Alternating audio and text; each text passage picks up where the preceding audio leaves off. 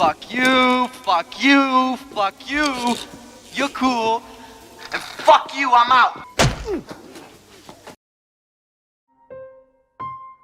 Few characters in Honkai have an infamous reputation among the community. Even if their reputation isn't exactly great, they would often have some redeeming qualities that enable fans of the game to at least understand where they're coming from, or even just a little, be able to sympathize with them. Characters such as Sirin and Kevin is a great example of this. However, this doesn't really apply to Otto Apocalypse. Otto is best described by the word unpredictable. You can't really guess what exactly he's going to do before it's too late. Sometimes he does some admirable things, and another time he becomes a big piece of Otto saved a lot of people by creating the cure for this universe version of the Black Plague. We see how Otto took care of Teresa as her grandfather in the first Chronicle story, which admittedly was pretty decent. On one hand, he did contribute to society in some good ways, and on the other, he's committing many horrible acts behind the scene. What this creates is a situation where parts of the community would call Otto by various names, ranging from the true villain to something like an anti-hero.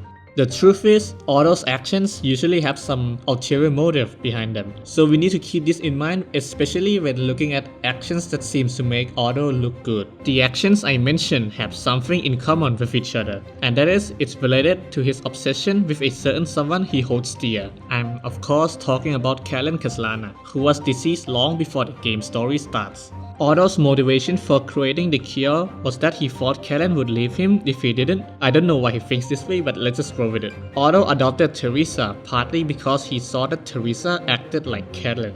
It's not an overstatement to say that Otto is way too obsessed over Kellen. Every source material reinforces the idea that Otto would do anything for Kellen. He's constantly looking for ways to revive her. He created clones and androids of her, of which notable go by the name of Teresa and Amber respectively. The thing with Otto is that we would often see him working in the best interest for everyone. But if there's anything that catches his attention, like say a way to revive Kellen, then he would just drop whatever he's doing in favor of that thing that interests him. We cannot talk about Otto without mentioning Shixel. As the head of the organization, Otto holds tremendous amounts of power. Shixel supposedly exterminates Honkai threats, but many times some could say that Otto isn't as interested in getting rid of the Honkai as much as he wants to fulfill his own desires. This was what some members of the organization thought. As we know, a group of these members went on to mutiny and created anti-entropy. To us viewers, the idea of doubting Otto's commitment to exterminating the Honkai was brought forward fairly early by the Sirin project, Otto's most notorious plan, intended for the study of the Herrscher of the Void power, and ultimately the control of it. Through sci-fi magic, it explained the creation of the time fracture system present in-game, but I'm sure that we all know the biggest impact this project had.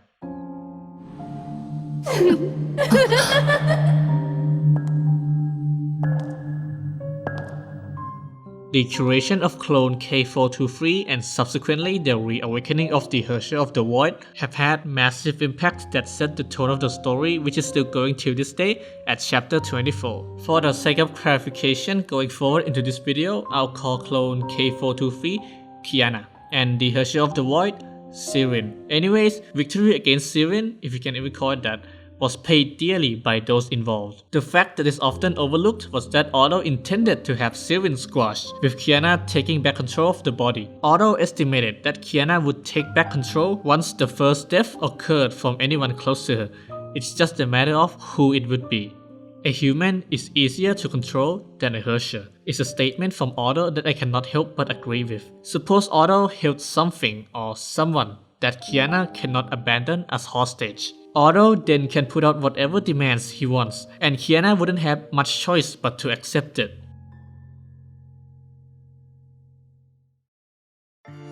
We can safely say that Otto's over-obsession with Kalen negatively impacts anyone around him. The tools he had at his disposal, like the Void Archives, allowing him to access immense knowledge and power, such as mimicking divine keys for users and solemn avatars that allow him to basically be unkillable, poses a major threat to any of our characters in the universe.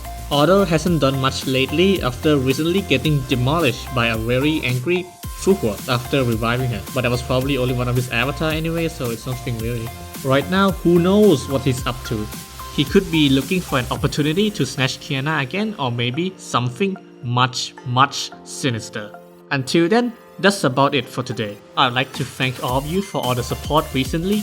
It really helps keep me going. Let me know down below which character you would like to see next and I'll look into it. Now then, thanks for watching and I'll see you later.